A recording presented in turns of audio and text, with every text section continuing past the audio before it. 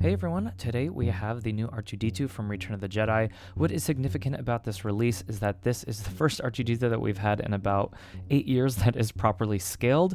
The original R2-D2 was way too small in the Black Series, which we will take a look at in a little bit. I actually never owned the original Black Series R2-D2 that came with all of these extra accessories, but these are pretty cool to see. A lot of variety here and a lot of fun ways to pose him. First impressions, I am so happy with this figure. This looks so nice and clean and just perfectly scaled.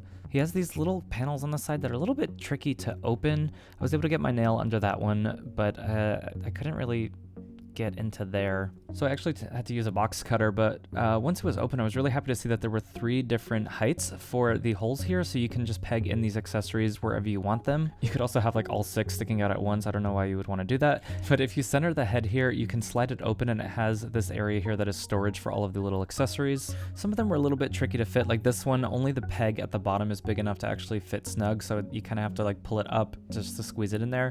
Overall, it wasn't too big of an issue and it closes nice and flush when it's done. I did have to use the box cutter to get the little top panel off in order to fit some of the accessories that go on top, but once you get it on, it looks really nice. A surprising amount of paint detail in that little accessory, but I think this looks great.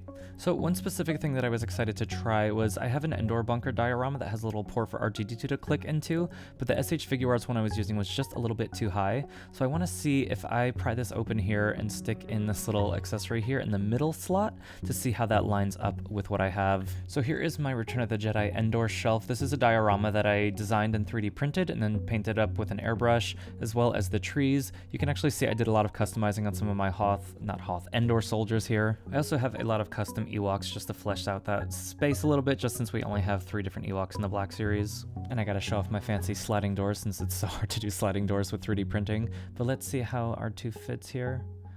You guys, this just made me so happy. That's so cool. I didn't know that this had 3 different heights for the holes on R2, so that's really a fun surprise. Let's take a quick look at all of the other accessories and how they fit. This one, it's really flimsy, so just be careful. This little satellite dish here. We've got this little triangular piece that feels like some sort of electricity prod. A little claw piece for grabbing whatever he needs to grab. And then one of the most shocking accessories in the Black Series is him holding this tiny little gun. I don't know if this is like a Star Wars Family Guy reference, but that was really interesting to see come with this figure. Okay, so I have a lot of R2-D2. So this is the SH Figuarts one. This is the Bandai model kit with custom weathering by Fredericks Figures. This is the Mayfex one with the drink tray. And then this is the original Black Series R2-D2. You can see how underscaled it is to almost any other figure line. It also had this annoying feature where you had to twist the head in order to get that extra foot out, and then depending on like how you wanted to pose the head, it might look a little bit off sometimes. The new one, it just has the foot in there and you just have to kind of get a little grip around the edges with your fingernails and pull it out, and then you can pose it however you want, so you don't have to worry about like positioning the head a certain way to get the foot to stay out,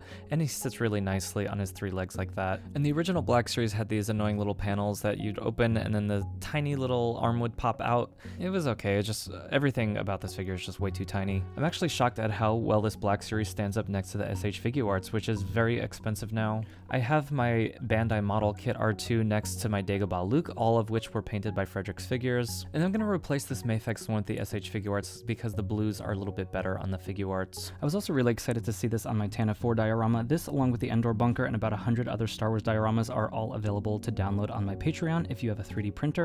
I have to say that this R2-D2 it totally exceeded my expectations, and it is so nice that after 10 years we finally get a properly scaled R2-D2 in the Black Series, and hopefully we get lots of other astromechs to come. And Hasbro's willingness to revisit a character like this gives me hope that we will get an updated version of A New Hope Luke, Leia, Han maybe, and a ton of other characters like Obi-Wan Kenobi and Anakin from Revenge of the Sith. Anyway, thank you all for watching. Subscribe if you are new to the channel, and I'll see you all next time.